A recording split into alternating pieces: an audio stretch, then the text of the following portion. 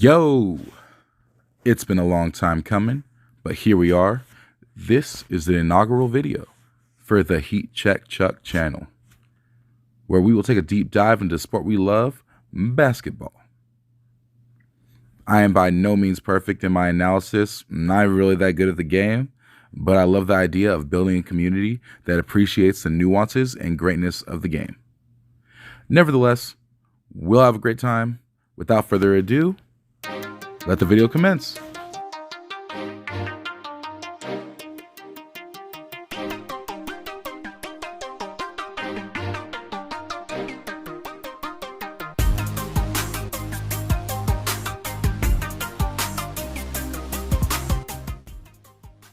This season marks the 75th anniversary of NBA basketball. And I'm thinking, what a time to be alive. I still remember the NBA releasing the top 50 NBA players list 25 years ago. The debates it sparked, the different perspectives it formed, and the endless media content were legendary. And I can't wait for all that to come again. Let's talk about a few things we can expect. First and foremost, we'll get 25 new players added to that top 50 list they released in 96. I think there will be a crazy amount of talented candidates, but only 5 guarantees. Number 1, Kobe. Number 2, Tim Duncan. Number 3, LeBron James. Number 4, KD. Number 5, Steph Curry. There's no order to this. It's just 5 names that I know for a fact are going to be on the list. For the remaining 20, we'll have to wait and see. Will they take into consideration people's on and off the court issues? I don't know. For example, people were mad about Jason Kidd getting that coaching job. I'm not sure if that's going to play a part, but we do know that no one really cared that Karl Malone got in that top 50, and he had a kid with a 13-year-old when he was in college, or maybe he was in the NBA. He was a grown man when he had that kid. Needless to say, the top 75 list should be a doozy. Maybe a youngin' will squeak their way in. Shaquille O'Neal, Big Diesel, made the cut, only 4 years played in the league. He was drafted in 92. The list was made in 96. So you can do that math. Maybe Luka. I'm looking at the list of young talent. Maybe Luka can make it in.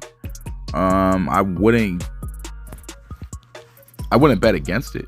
And that would, I guess, be the record for this list. The youngest star and probably the least time playing in the league to get on the list.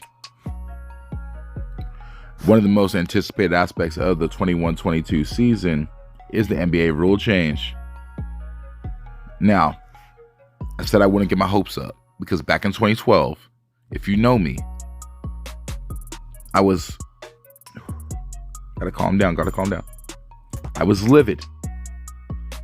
I got my hopes up because they had told me that they were going to implement a fine for flopping. All I know is that James Harden never got fined. That rule's been in place for nearly a decade. That man's never been fined. And that boy be flopping left and right. In the playoffs in 2013, 8 players were fined, and that was the most ever. And we all know there's more flopping than that. And I think when I lost my cool is that they fined Patrick Beverley in 2019 after not fining a player for 3 years. Like literally they didn't give a fine since 2016. And then at 2019, they decided to bring it out for Pat. I think we'd all agree that if a rule is non-existent for 3 years, that it doesn't really exist. However, I'm leaving all of that in the past, getting over it. They're making a new rule where offensive players cannot draw fouls by awkwardly throwing themselves into closing defenders. Players like Trae Young will have to make an adjustment, but I doubt it's going to be a huge issue for Ice Trae. Shooters shoot, scorers score. All in all, the 75th promises to be an amazing year. Callbacks to historic events and historical teams will be sprinkled through the season. All-time greats will be voicing their opinion, giving us so much more value to this game. Lastly, like and subscribe. Don't be a casual. I'm really familiar with your game and, you know, how you travel. Man, you're a casual. And,